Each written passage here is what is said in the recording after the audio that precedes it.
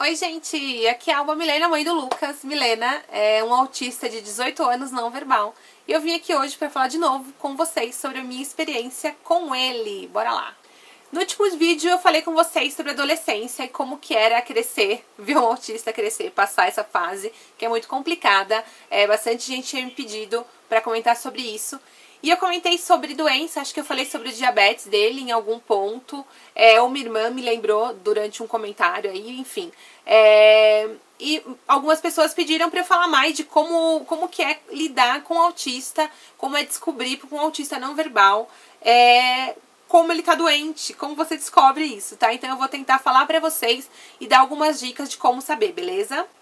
Vou deixar bem claro aqui que eu sou uma mãe, eu não sou profissional, tá? Mais uma vez falando pra vocês. Então tudo que eu falo aqui não tem base profissional, tá? Eu não estudei sobre autismo, eu vivo o autismo, tá bom? O Lucas tem 18 anos, o Lucas é um autista não verbal. Muitas pessoas têm dúvida quando eu falo, mas não verbal, como assim? Ele não fala nada. Gente, não verbal, tá? Ele não fala nada. Algumas coisinhas ele solta, às vezes um não, às vezes ele fala meu nome, às vezes ele fala o nome do pai. Assim, às vezes solta alguma coisa que você percebe algum sentido, mas ele é não verbal, tá? Ele não se comunica, ele não fala frases. O Lucas, ele parou de falar com 2 anos e meio. Ele falava, mas ele não construía frases. Ele repetia frases que ele ouvia com sentido. E ele falava algumas palavras, mas ele parou de falar com 2 anos e meio e não retomou, tá? Isso é comum no autismo. Alguns desenvolvem a fala, alguns conseguem se comunicar bem, e outros não, tá? O Lucas é um autista não verbal. Então, como descobrir que alguma coisa está incomodando? Gente, é muito complicado, tá? Eu não sei se outras mães podem falar aí pra mim, assim, a experiência que eu tenho, das amigas que eu tenho, que a gente troca, que a gente conversa, parece que eles são muito mais sensíveis à doença, parece que eles ficam muito mais doentes, assim. Eu perdi a conta de quantas vezes eu já fui pro hospital com o Lucas, assim, correndo em situações que eu achava que até estavam controladas e não era o que estava acontecendo, não estavam controladas, tá? A gente visita tanto pronto-socorro que eu chego e conheço plantonista, assim, tá? Bem...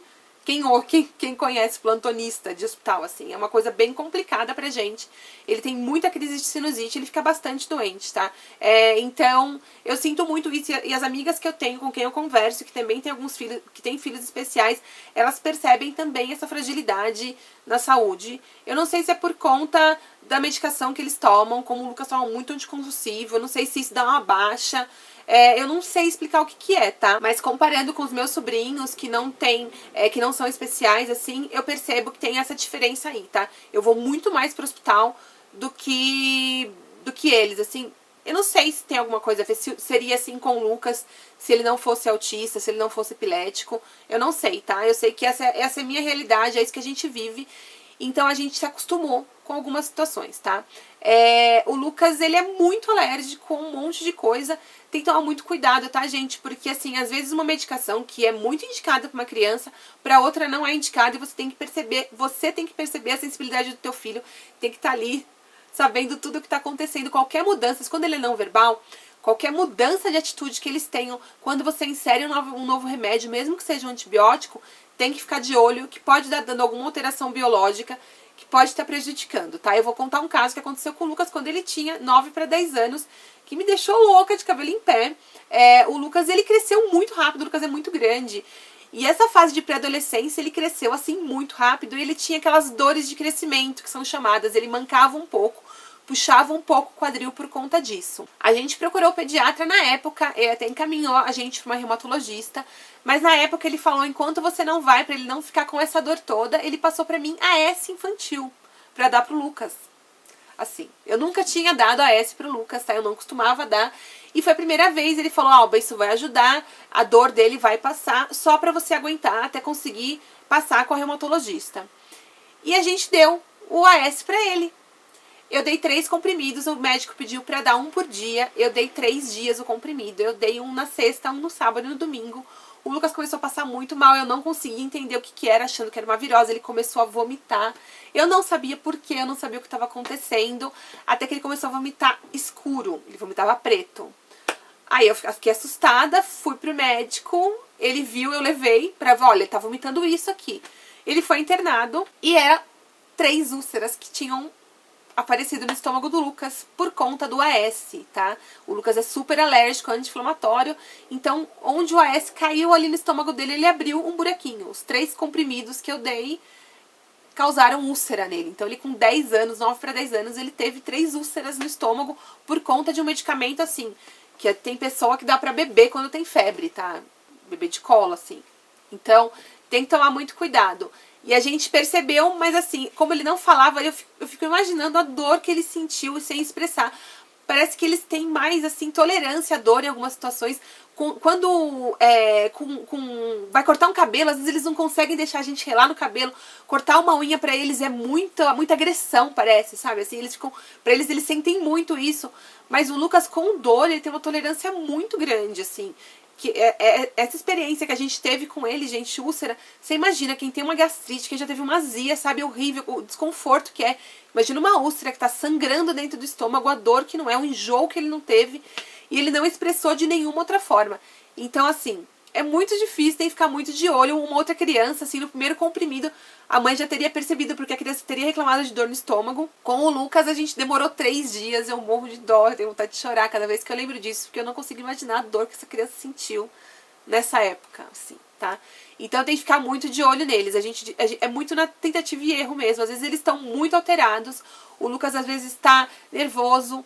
Eu já falei pra vocês, a gente tenta descartar algum fator biológico, mas assim, é muito difícil, porque como ele não fala e ele não aponta onde tá doendo, pode ser uma unha encravada, pode ser, sei lá, uma dor de ouvido, pode ser o estômago doendo por conta de uma gastrite, pode ser a sinusite que atacou, pode ser tá de saco cheio de mim, pode ser um monte de coisa, então é muito complicado. E só vai aprender mesmo quando a gente começa, quando você, na observação da criança no dia a dia, é ver a criança crescer. O Lucas tem algumas situações que ele passa pra gente, assim, que às vezes com um olhar eu, olha, tô achando que tá com dor de cabeça. Tá batendo muito na cabeça, tá ficando muito chato, é dor de cabeça.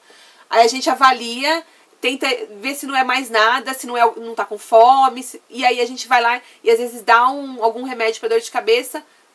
O remédio faz efeito, ele fica bonzinho, era dor de cabeça mesmo que ele tava tendo. É muito no acerto e erro, tá, gente? É bem difícil. O Lucas também, além de tudo isso, o Lucas é diabético, tá? A gente descobriu que ele tinha diabetes tipo 1 quando tem 2 anos. Então, foi assim, a médica até falou, olha, eu fico admirada de como vocês perceberam rápido. Como a gente é muito afinado com ele, a gente percebeu rápido que tinha alguma alteração. Minha mãe ainda mais rápido do que eu. Minha mãe em uma semana já estava levantando a possibilidade de diabetes. Eu que estava negando, não é possível. Além de tudo vai ter diabetes, não é possível. Eu que demorei mais uma semana ainda pra realmente acreditar, tá? Com o Lucas foi assim. O Lucas não é de beber muita água. A gente tem que forçar muito ele pra beber água. Ele não... É uma coisa que ele tem um pouco de aversão. Ele toma 1, 2 golinhos, pra ele já tá bom. E nessa época ele tomava muita água, muita. E quando ele comia muito doce, ele ficava branco, sabe? As olheiras ficavam fundas, assim, você via que tava passando mal. Em fevereiro a gente percebeu isso no aniversário da minha sobrinha.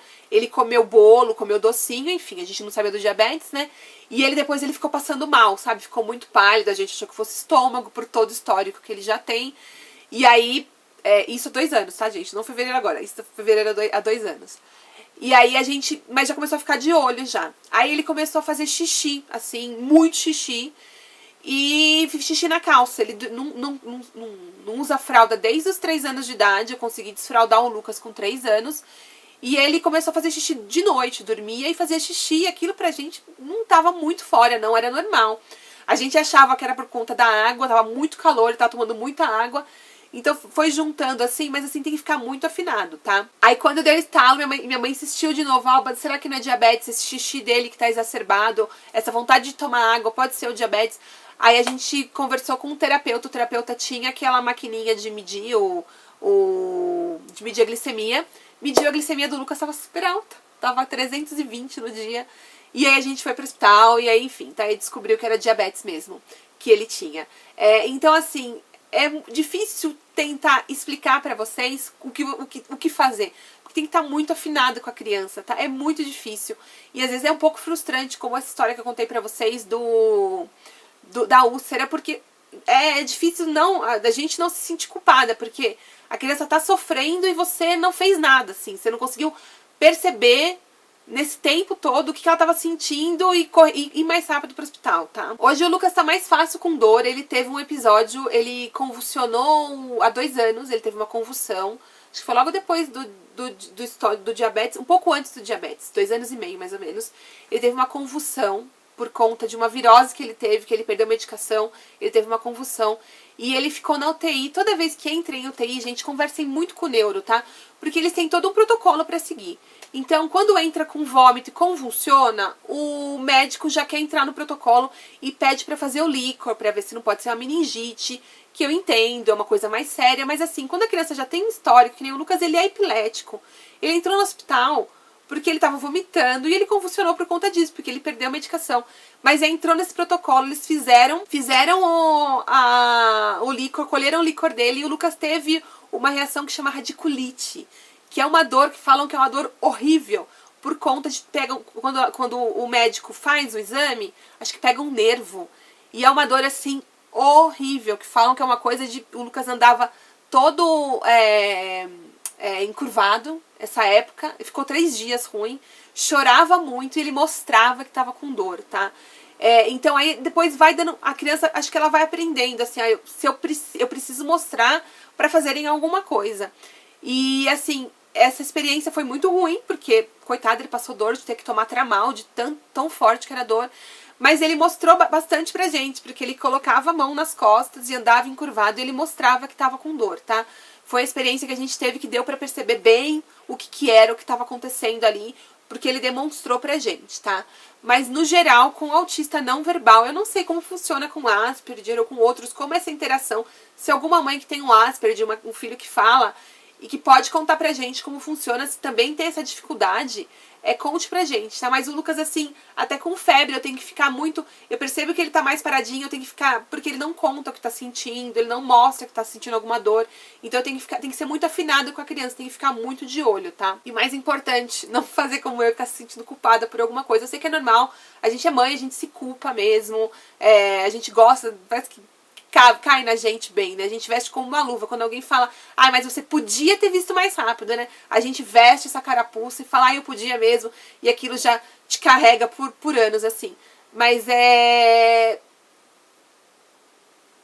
cuidem, assim, pra ter ser mais afinado com a criança. E ficar muito preocupado com esse fator biológico, pra ver se não tem nada. E muito ligado em todas as... Gente, vira meio médico, meio enfermeira, tá? Você tem que estar ligado. Por exemplo, a minha mãe sabia, eu sabia que beber muita água e fazer xixi fora de hora tava ligado ao diabetes, assim, de tanto ver, de tanto ler, de tanto falar. Então tem que estar muito afinado com tudo pra conseguir entender o que tá acontecendo com a criança. É difícil, mas a gente passa, tá? E dá tudo certo no final. Acho que vocês ficam curiosos assim, pra saber uma coisa que eu tinha muito medo. Quando eu descobri que o Lucas era diabético, eu falei, pronto, acabou minha vida. O que eu faço? Esse menino não vai me deixar medir a glicemia. É um controle que tem que ser feito assim 3, 4 vezes no dia. A gente tem que medir a glicemia dele. E ele usa agulha, então eu tenho que aplicar insulina nele, às vezes 4 vezes no dia, porque ele usa uma insulina de base e a insulina de correção. E eu, gente, como que eu ficava pensando, como que eu vou medir, como que eu vou saber medir o que ele vai comer antes pra poder fazer insulina e corrigir, e sabe? Mas assim, tá tudo moderno hoje em dia. A insulina que a médica passou pra ele é uma insulina que chama ultra rápida, é uma log, ela é ultra rápida. Então, como o Lucas, a gente nunca sabe quanto ele vai comer, eu coloco a comida, eu meço a glicemia, coloco a comida, vejo quanto que ele comeu, aí depois eu faço a correção, porque ele é ultra rápida, dá tempo de dar o rebote rapidinho, ele tá super bem controlado, tá? E o Lucas é um lorde, ele realmente me surpreendeu com o trato do diabetes, foi uma coisa super fácil, eu não achei que fosse tão fácil. Desde o começo ele me dá a mãozinha pra medir a glicemia, ele pica o dedinho dele sem chorar, sem fazer frescura. Na hora de medir, de fazer insulina, ele levanta a blusa pra eu fazer quando é na barriga, ele levanta o outro lado quando eu faço no bumbum, porque tem que ser lugares diferentes, a insulina de base e a insulina de correção. Então ele é um lorde, tá, gente? Eu não tenho problema nenhum com isso. É só a gente tirar toda essa expectativa de vai dar tudo errado, isso aqui, dá tudo certo no final, tá? Eu tinha muito medo do diabetes, assim, pra mim, de tudo que ele já passou, a úlcera, a epilepsia, o autismo e tudo que o Lucas já teve. Eu acho que o mais sossegado pra gente de controlar e que tá super em ordem foi o diabetes mesmo, tá? Bom, gente, é isso aí. Espero que vocês tenham curtido esse vídeo, que vocês possam falar, que vocês tenham entendido como que é pra gente lidar com quando um autista tá doente. Se tiverem mais perguntas, podem deixar aí embaixo nos comentários. Pra mim é super importante esse feedback que vocês dão. Continuem dando, por favor, comentem. Porque pra mim é legal saber o que vocês querem saber, tá? Porque às vezes eu fico sem ideia, o que eu posso falar semana que vem? Então, por favor, tá? Deem um feedback pra mim, pra eu saber o que falar, o que vocês têm curiosidade de saber e se tá ajudando mesmo vocês os vídeos que eu tô fazendo. Espero que sim, beleza? Não se esqueça de me dar um joinha aqui se você curtiu, se inscrever no canal pra receber por e-mail quando eu lançar os próximos vídeos e compartilhar os meus vídeos nas suas redes sociais, beleza? Beijo pra todo mundo e até o próximo vídeo. Tchau, tchau!